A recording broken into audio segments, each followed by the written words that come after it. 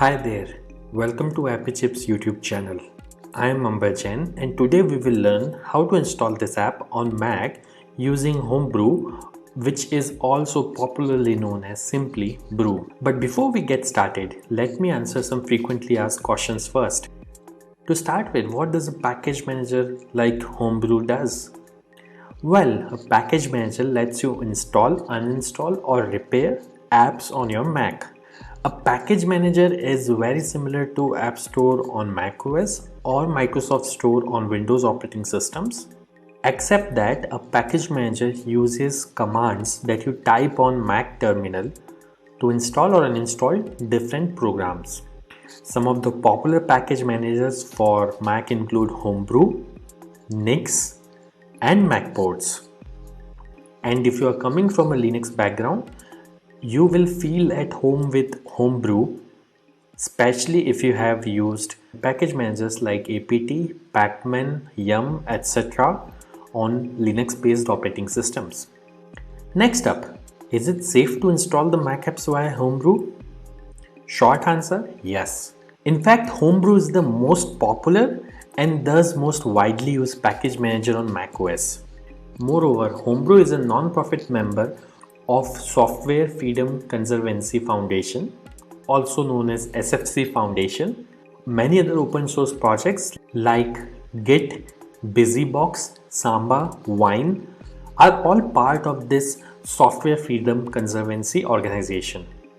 Also, you might be surprised to know that Homebrew is the most forked project on GitHub and it has the largest number of contributors on its GitHub repository. Many devs at organizations like Google, Apple, Dropbox, Stripe, etc. use Homebrew to set up different development environments on their MacBooks and iMacs. Next question. Can you use Homebrew to install programs on Apple Silicon or more popularly known as M1 MacBooks? Again, yes. Starting version 3.0 of Brew, Apple Silicon is now supported on Homebrew. In fact, Homebrew also supports programs that are at the moment only supported via Rosetta 2 on Apple Silicon. Now that I have answered your questions on safety and compatibility of Homebrew, let's get to the installation process. Before we can install anything using Brew, we need to install the package manager itself, that is Homebrew, on your Mac.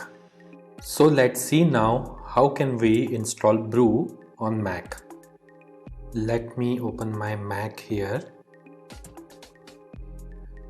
First, you need to press Command and space on your keyboard. This will open Spotlight Search on your Mac. And then you have to type terminal.app. You will see this terminal app. Simply double click on it to open terminal. Let me maximize this terminal window. Now we need to copy paste the command to install Homebrew from the Brew website.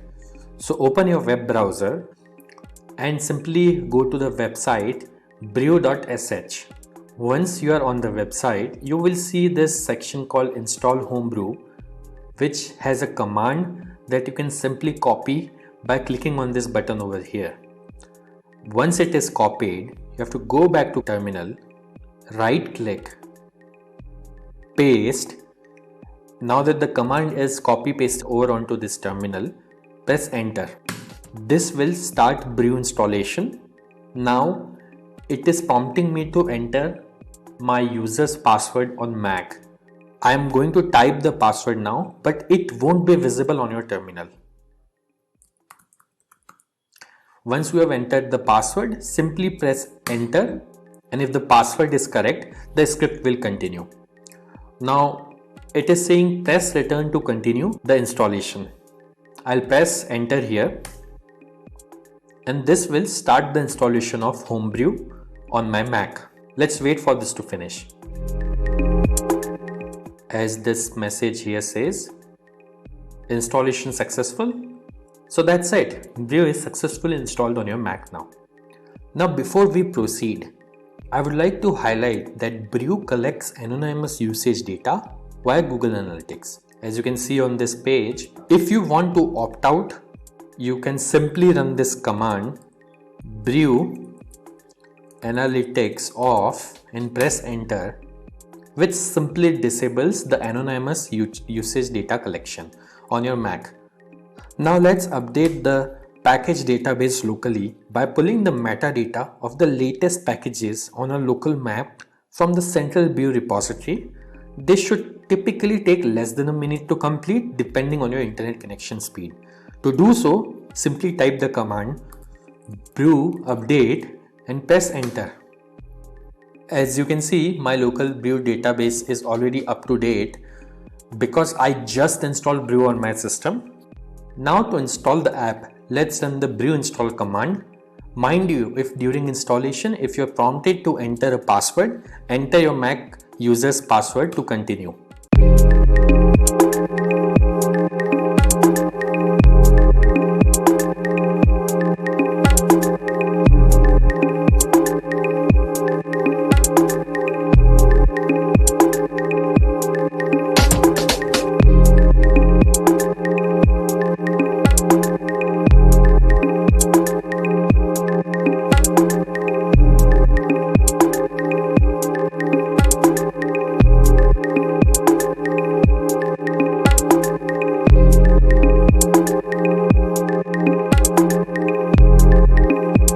That's it. The installation was successful. If this video was useful, don't forget to hit the like button.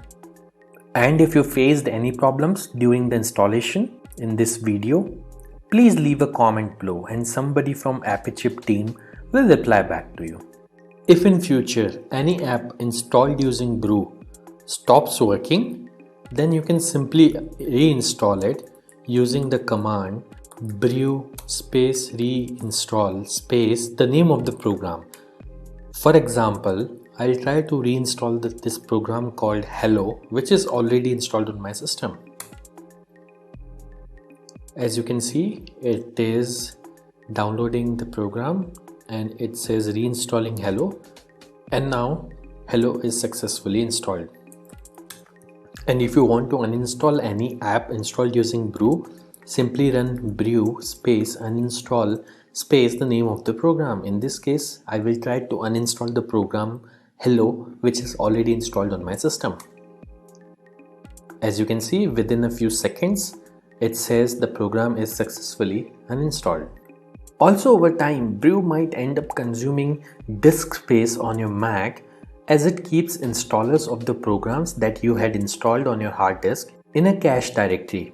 So you can use the brew space cleanup command once every 6 to 12 months to free up some space on your Mac. This command removes app installers and older versions of the packages only. It would not uninstall any of the apps that you have installed. As you can see, brew cleanup was successfully run on my system. So do subscribe to our channel as we have tutorials for installation of over 9,000 programs on Mac, which will come handy. If you need to install other apps on Mac in future, chances are that we have got it covered already.